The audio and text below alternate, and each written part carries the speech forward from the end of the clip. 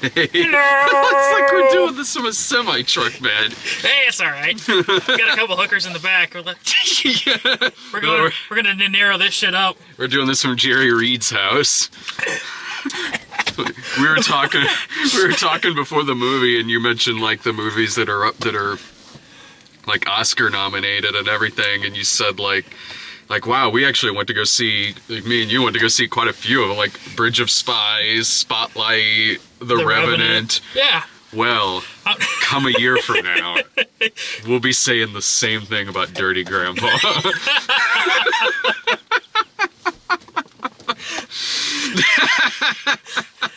I know I've seen at least one of the 8 movies, and that was Dirty fucking Grandpa. Yeah, it's not often when a January film gets so many Oscar nominations. It's going to happen with this one. I guarantee it. You know what? I mean, like, honestly, I didn't really expect much of this going in. I mean, the trailers were all right, but I was like, I don't know. I mean, January comedy, and for a January comedy, especially thinking back last year with like, oh God, some of the fucking comedies I was at last year. I honestly didn't think this was that bad. No, it was actually pretty fucking entertaining, and most of it. I laughed. I laughed. It was overall kind of hit or miss, but when I laughed, I mean, it got me quite a few times. There's some jokes in it that kind of go on for a while, and jokes that don't land kind of stick around for a while, but when it got me, like, it did. It really did. If, like, I'd be sitting there like, oh, God damn, this fucking joke is going on a while, but then some dumb fucking jock will get cracked in the fucking face with a goddamn beer can that's surprisingly bloody. Well, and then he removed the regulator from the t-shirt gun. Yeah. That thing's coming at you 60 miles an hour, man. Mm-hmm. Just like, I mean, at that point, there had been, like, no blood in this movie. No. And then, crack! I mean, this movie it's successful in that it got some funny people together that are really good at delivering raunchy fucking dialogue. Because that's what this movie is. It is just raunchy dialogue. It is. Oh my God, Aubrey Plaza. She is great in this. Fantastic in this. When I was watching this movie, I thought, like, if she and Robert De Niro do not end up together at the end of this movie, I'm gonna hate this. Like, I will be... God, that would be such a fucking, like, cock tease, like, of a thing to do. I'm like, dear God, do I want them to end up together and have children. And my God, they do. Oh, shit. But yeah, just the interaction between those two makes it worthwhile to watch, just because they're... I don't know how they fucking just sit there with a straight face and do this back and forth, because it's fucking ridiculous, the shit they say. Like... It's hard R, vulgar dialogue that's... It's just there to be gross and vulgar, but Aubrey Plaza has got comedic timing out the ass. Like, the way she's kind of like, if... She's got that, like, dry delivery like April Ludgate, but is way more of, like, a fucking Daytona Beach party girl in this. Oh, yeah. But has that really dry delivery it's very funny, and we've seen De Niro over several decades deliver 4-letter words like it's fucking poetry, and he does it in this. I mean, and there's raunchy lines that don't even make sense. No, they're just there because it's like, hey, let's just say this because we can. Yeah, honestly, you're exactly right. Like the screenwriter's like, so I'm sure somebody read through this like, it doesn't make sense, but like, it doesn't have to. It's just in there to be gross and obscene. When you got somebody in there who's really good at delivering this kind of dialogue, who can say something like, Did you just go to the butt fucking convention? There's no reason for that to be said. Who does your taxes, H&R Cockblock? I mean, lines like that, it's just like, what? But he's good at it. But yeah, but you can't help but chuckle just because the way it's De Niro and the way he delivers it. It's just like it's like an R-rated version of like an old school like comedy routine where you have the stuffy shirt guy on the golf course and then the guy who's a slob and like kind of making an ass out of himself. It's like that, just written by a bunch of vulgarians. Right. And it's kind of it when it works. It works. Like Zac Efron is a good straight man. He is a very good straight man. Which is, I mean, I've never been a huge Zac Efron guy. Like, as far as, like, I mean, he's all right, and clearly he's got some talent. I mean, they don't just make those 3 High School Musical movies for nothing. But, I mean, I did like him in Neighbors. He was good. He was funny in Neighbors. And then, so it's nice to see, like, to see him be the straight man to just the raunchy De Niro. I'm just like, all right, I can get behind this. Yeah, they are good together, and he does have a good story. Like I'll say this about Zac Efron. I mean, he's not. I would not say he's the kind of actor who I would go see a movie just because he's in it or anything like that. At least not yet, anyway. No, but I mean, like the times I've seen him where I've liked him, they're roles that fit him. Like they suited him well, and like they played to the strengths that he has. And this, I could say that about this. I mean, the movie's got so many people in it who have showed up on Parks and Rec. Because of that, I was sitting there like, wow, this also would have been really good with Adam Scott. Like, yeah. De Niro in it, because man, can Adam Scott play a good straight man. Yeah, Adam Scott would have been funny in this too. Like Mo Collins is in this. She's been on Parks and Rec, and I was honestly really happy to see Jason Mantzoukas get a lot of screen time in a movie. Yeah, for me, most of my experience from him is from The League. Oh yeah, yeah. Oh my God, he's fucking fantastic in League, and he. I feel like he's starting to get typecast because he's got a very similar vibe in this movie that he does to The League. Not that I mind, because it's great. He's very funny. He's got great he's got like, it's like when he pops up on Parks and Rec too. It's like what he's saying is fucking crazy, but he says it in kind of a normal way. Like it's fucking nothing. Just like, doesn't everybody do this? Really? Yeah. And his character in the movie is kind of why I've got a weakness for movies like this, where it's like they're doing such fucking illegal shit in this movie, but there's no fucking repercussions for any of it. It's like an 80s shenanigans movie, like Spring Break or something like a movie like that from the 80s, like Fraternity Vacation, where they're doing horrible shit, but whatever, you know, it's just another fucking day. Like, it's a universe where no one has a hangover. You could do fucking crack, wake up on the fucking beach with fucking, like, dicks drawn on your face. You'll be fine. Just walk it off. A dick swastika, no less, too. I'm like, that's up in your dick drawing game right there. I gotta say, man, I don't think I've ever seen a dick swastika drawn on someone before. So I mean, that's no, I haven't seen that. That was one of those scenes that went on a long time. Oh, it like, did.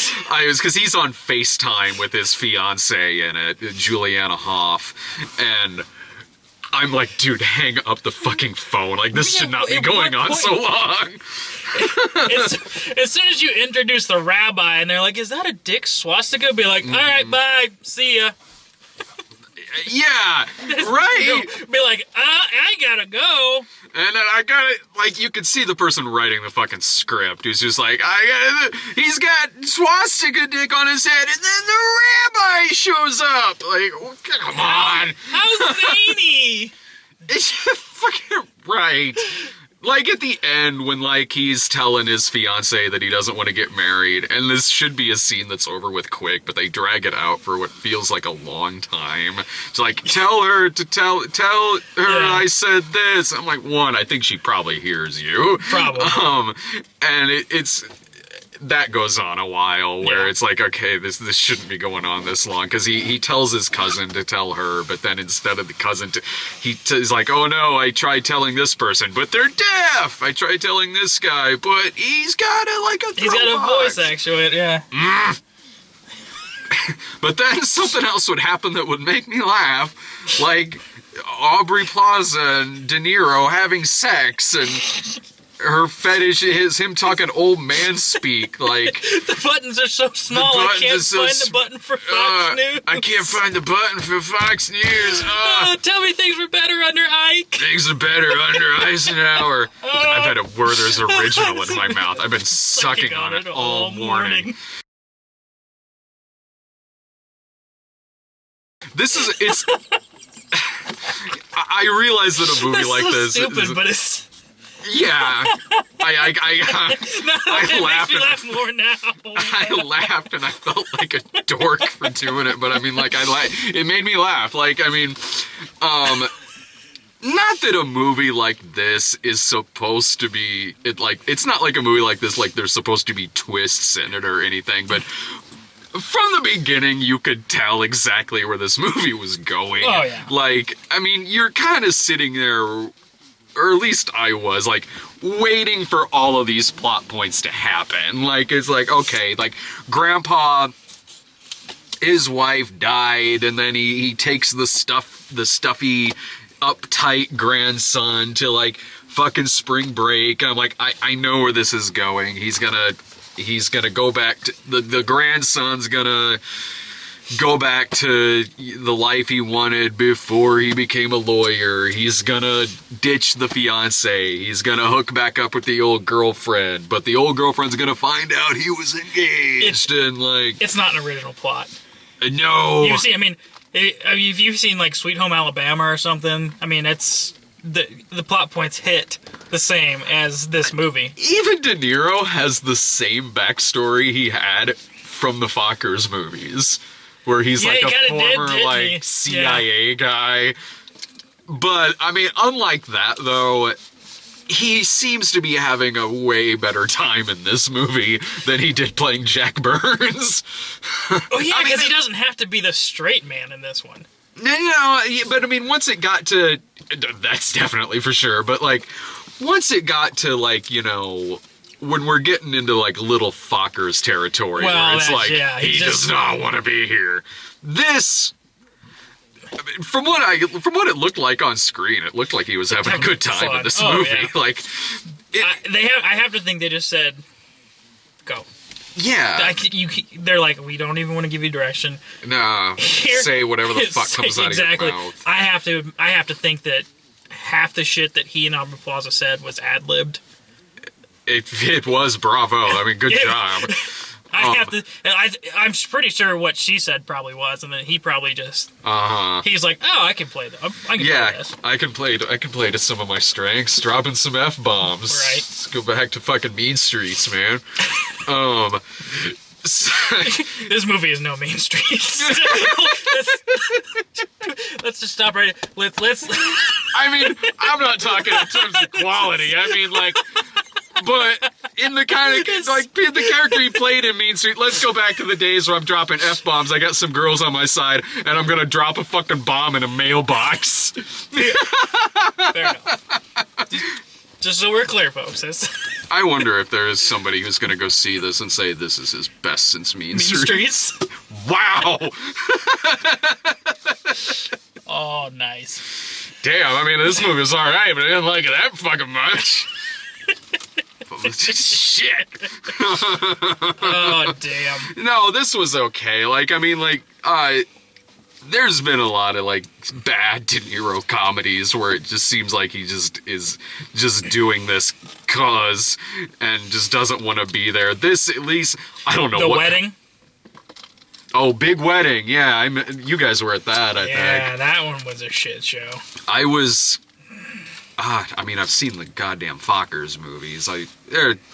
I know I've seen... They just really are that forgettable. I know I've seen some of the bad De Niro movies of the past 10 years. I can't fucking remember, but... this... I don't know. I thought it was alright. I mean, I could at least say, like, it's good for, like... it's hit or miss, but I mean, when it lands, it landed. Yeah. I mean, if you like this kind of movie, which I kind of have a weakness for just really raunchy shit like this, when it's in good hands and when people are really good at speaking that dialogue, I would say it's good for like a second run theater, or even if you want to just hang back and rent it. Oh, yeah. I think if you're going to get entertained by it, for sure. Violet would really like this. I don't know what kind of reviews it's gonna get. I know there was an embargo on it. I don't think it's gonna get great reviews. I'm sure there'll be a few reviews where it's like, yeah, it was a good time, and then there's gonna be reviews like, I can't believe I sat through this crap. I was honestly talking back and forth with Matthew earlier at Film Brain, and he did not seem to be a fan. And that actually kind of worried me. I was like, because he and I have similar, like, we like and dislike some of the same things, so I was like, oh, wow, maybe this will be really bad. I don't know, so I kind of went into it with pretty low expectations, but I don't know, I left. I liked it better than he did, but at the same time, it's like, I can see why someone wouldn't like this. I can. Like, I mean, like, you've seen this kind of movie before in terms of its plot and in terms of its 3-act structure. Oh, if Matthew were to do an episode on it, I could see exactly the parts he would hit on. But so far, it's not getting very good reviews. What's it have on Rotten Tomatoes? It's not listed yet. There's only 3, but they're all negative. Vulgar, obnoxious instead of being funny, and not smart enough to know the difference. I'm not gonna say the movie's smart. It's not, but this is the kind of movie that, like, me and Buford would have watched in high school and, like, fucking rented on VHS, and we'd be like, this shit's dumb, but we kind of like it. Yeah. Really. It's like, it lives up, or rather down, to its title, sending its stars on a hedonistic road trip with a pink Mini Cooper's worth of sexist, racist, homophobic, and ugly jokes for company. Dude, what the fuck do you people expect out of a movie called Dirty Fucking Grandpa?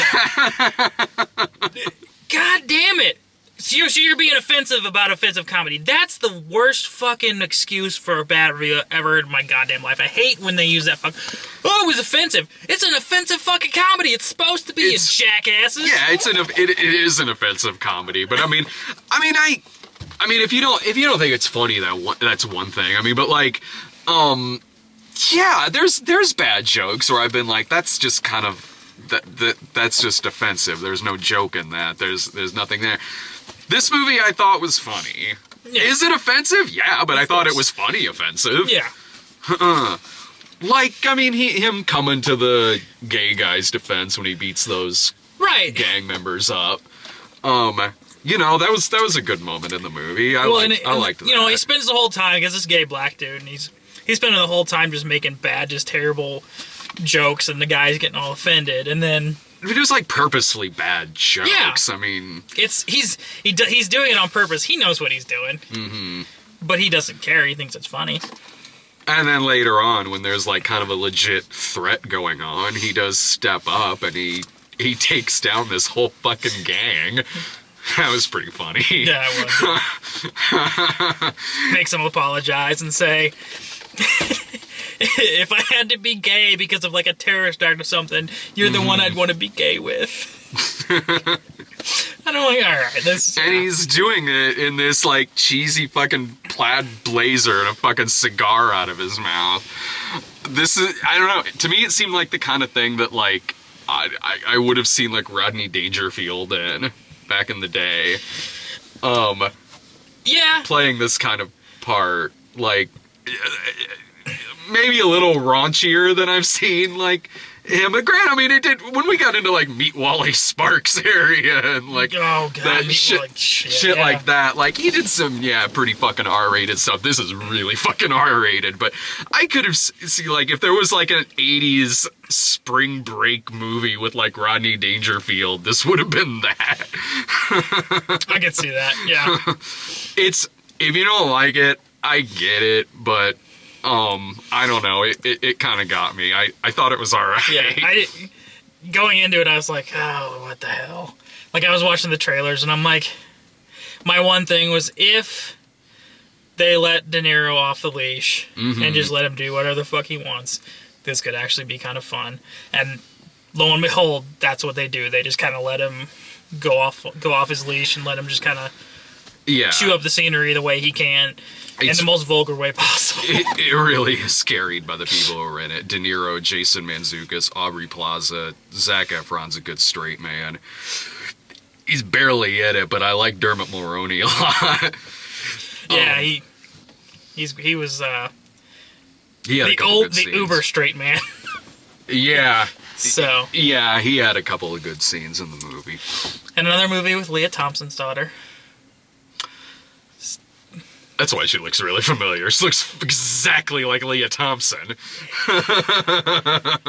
Yeah, she's a cutie. What else has she been in? She was in Vampire Academy.